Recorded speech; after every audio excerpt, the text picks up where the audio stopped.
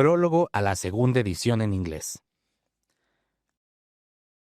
Las cifras citadas en este prólogo describen la comunidad tal y como era en 1955.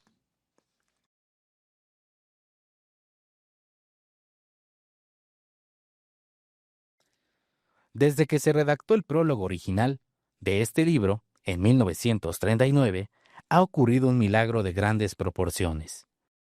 En nuestra primera edición se expresaba la esperanza de que todo alcohólico que viaje al llegar a su destino encuentre la comunidad de Alcohólicos Anónimos. El texto original continúa diciendo: ya han brotado en otros pueblos grupos de 2, 3 y 5 de nosotros. Han transcurrido 16 años entre la aparición de nuestra primera edición y la publicación en 1955 de la segunda. En este corto plazo, Alcohólicos Anónimos ha crecido con una rapidez dramática. Y ahora cuenta con casi 6,000 grupos compuestos por mucho más de 150,000 alcohólicos recuperados. Se encuentran grupos en todos los estados de Estados Unidos y todas las provincias de Canadá.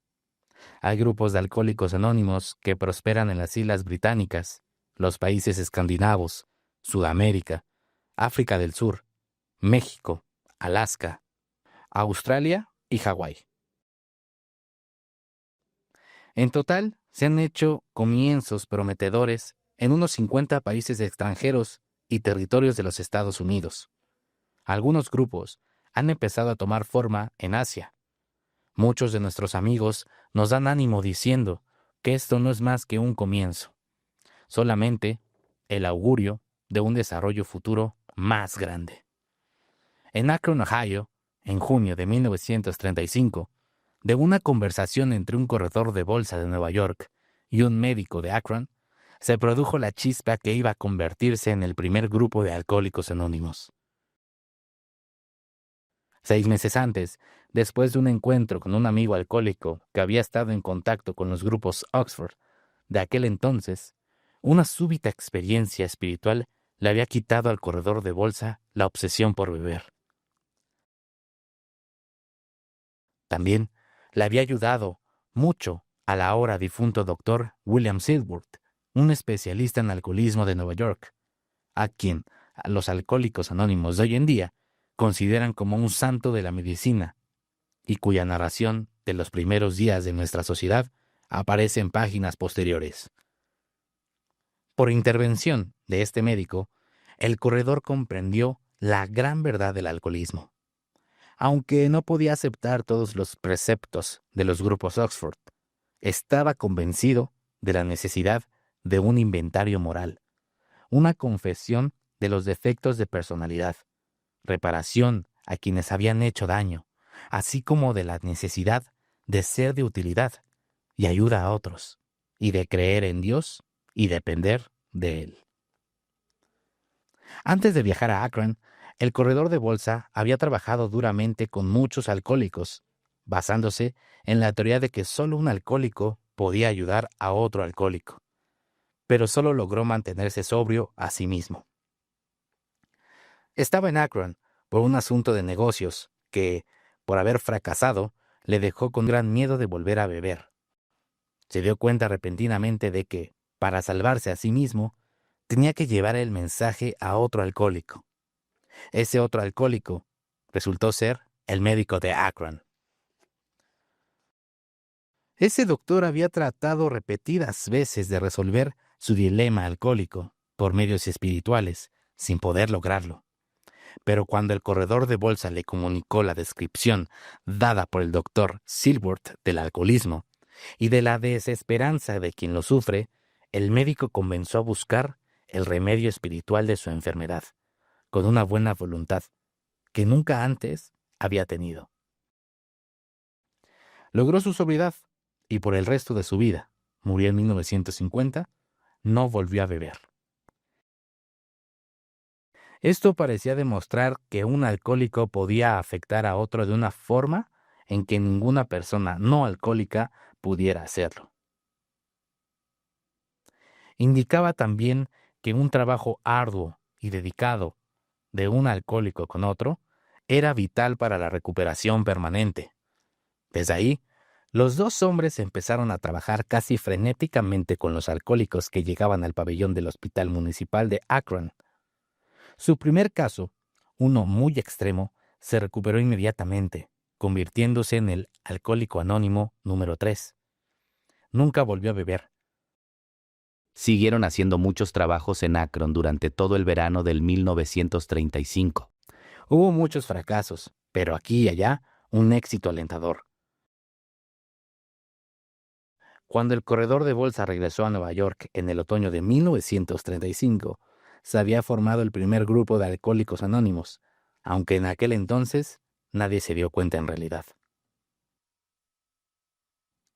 Otro grupo pequeño prontamente tomó forma en Nueva York, seguido en 1937 por la formación en Cleveland del tercer grupo. Aparte de estos tres grupos, había otros alcohólicos esparcidos que habían captado las ideas básicas en Akron o Nueva York y estaban intentando formar otros grupos en otras ciudades. Para fines de 1937, el número de miembros que llevaban sobrios un tiempo sustancial era suficiente como para convencer a todos los miembros de que una nueva luz había penetrado el mundo oscuro del alcohólico. A estos primeros grupos, aún poco seguros, les pareció que ya era hora de comunicar al mundo su mensaje y experiencia única. Esa resolución dio fruto en la primavera de 1939, con la publicación de este volumen. En esa fecha, había alrededor de 100 miembros, hombres y mujeres. La sociedad, todavía en ciernes y sin nombre, empezó a conocerse. Entonces, por el título de su libro, A Alcohólicos Anónimos, el periodo de volar a ciegas terminó, y Alcohólicos Anónimos entró en una nueva fase de sus tiempos pioneros. Con la aparición del nuevo libro, empezaron a suceder muchas cosas. El doctor Harry Emerson Fosdick, clérigo distinguido, hizo una reseña halagadora del texto. En el otoño de 1939, Fulton Osler, editor en aquel entonces de Liberty, publicó un artículo en la revista titulado Los alcohólicos y Dios. El artículo suscitó una avalancha de unas 800 desesperadas solicitudes de información que llegaron a la pequeña oficina que se había establecido en Nueva York. Cada solicitante recibió una respuesta detallada.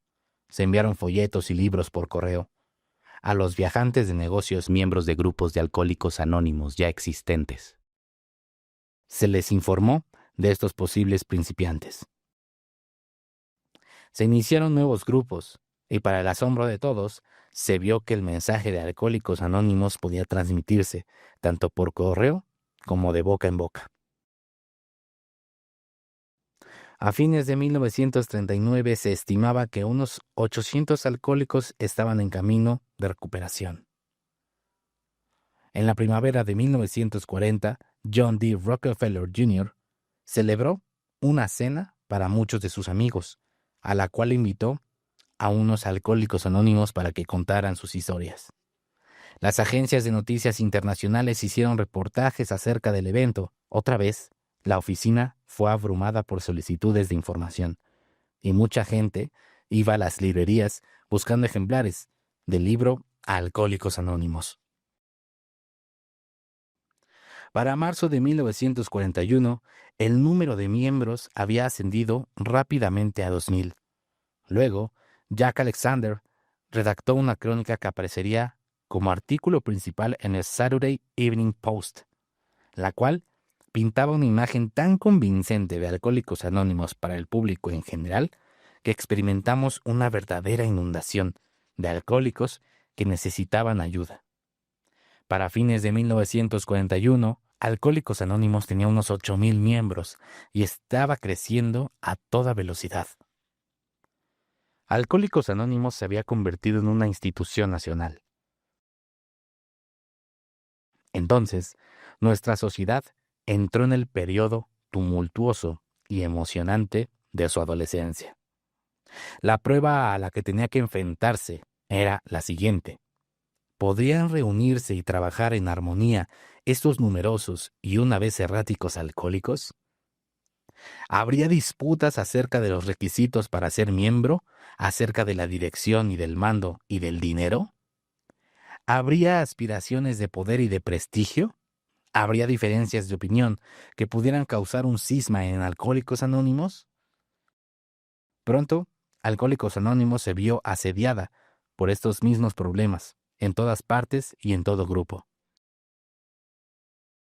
Pero de esa experiencia, al principio espantosa y trastornadora, surgió el convencimiento de que los Alcohólicos Anónimos tenían que mantenerse unidos o morir solos. Teníamos que unificar a Alcohólicos Anónimos o desaparecer en la escena. Así como habíamos descubierto los principios según los cuales el alcohólico individual podría vivir, de la misma manera tuvimos que desarrollar principios según los cuales los grupos de Alcohólicos Anónimos y Alcohólicos Anónimos como un todo pudieran sobrevivir y funcionar con eficacia. Se creía que no se podría excluir a ningún hombre o mujer de nuestra sociedad, que nuestros líderes podrían servir, pero que nunca gobernar, que cada grupo debería ser autónomo y que no debería haber ningún tipo de terapia profesional. No habría honorarios ni cuotas. Se cubrirían nuestros gastos por nuestras contribuciones voluntarias. No debería haber sino un mínimo de organización, incluso en nuestros centros de servicio. Nuestras relaciones públicas se basarían en la atracción y no en la promoción. Se decidió que todos los miembros deberían de ser anónimos ante la prensa, la radio, la televisión y el cine. Y no deberíamos, bajo ningún concepto, dar recomendaciones a entidades ajenas, forjar afiliaciones o meternos en controversias públicas. Esto era la sustancia de las 12 tradiciones de Alcohólicos Anónimos, enunciadas completamente en las páginas 190 a las 195 de este libro. Aunque ninguno de estos principios tenía la fuerza de regla ni ley, para 1950 habían llegado a tener una aceptación tan generalizada que fueron confirmados por nuestra primera convención internacional, efectuada en Cleveland. Hoy día, la unidad extraordinaria de Alcohólicos Anónimos es una de las ventajas más grandes que tiene la sociedad. Según se iban allanando las dificultades de nuestra adolescencia, la aceptación de Alcohólicos Anónimos por parte del público en general iba creciendo a pasos agigantados. Para esto, había dos razones principales: el gran número de recuperaciones y de familias reunidas. En todas partes, estos hechos dejaban su impresión. El 50% de los alcohólicos que llegaron a Alcohólicos Anónimos e hicieron un esfuerzo sincero, lograron la sobriedad y se mantenían sobrios.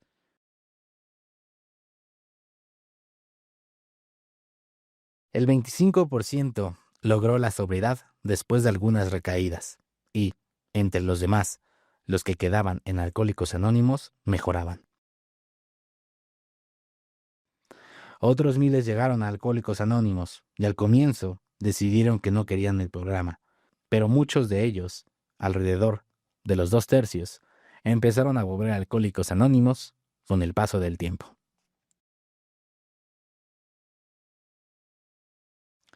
Otra razón para la extensa aceptación de Alcohólicos Anónimos eran los buenos oficios de nuestros amigos de la medicina, la religión y la prensa, quienes, con otros incontables, se convirtieron en competentes y dedicados partidarios nuestros.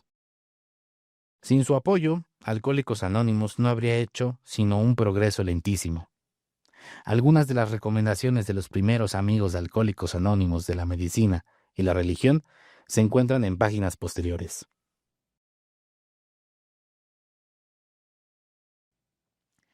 Alcohólicos Anónimos no es una organización religiosa, ni tampoco ha adoptado a Alcohólicos Anónimos ningún punto de vista médico en particular, aunque cooperamos mucho y muy a menudo con los médicos y los clérigos.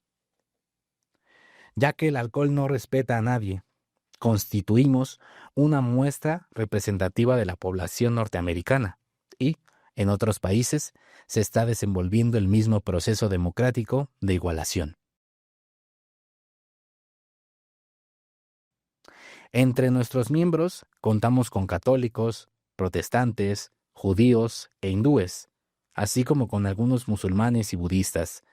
Más del 15% de los miembros son mujeres. En la actualidad, el número de miembros va aumentando en un 20% cada año. Hasta la fecha, solo hemos arañado la superficie del problema global del alcoholismo, de los millones de alcohólicos y posibles alcohólicos del mundo. Con toda probabilidad, nunca podremos tocar más que una fracción razonable del problema del alcohol. con todas sus ramificaciones. Ciertamente, no tenemos el monopolio de la terapia para el alcohólico. No obstante, nuestra gran esperanza es que aquellos que todavía no han encontrado una respuesta puedan empezar a encontrarla en las páginas de este libro y que pronto se unirán a nosotros en el camino de una nueva libertad.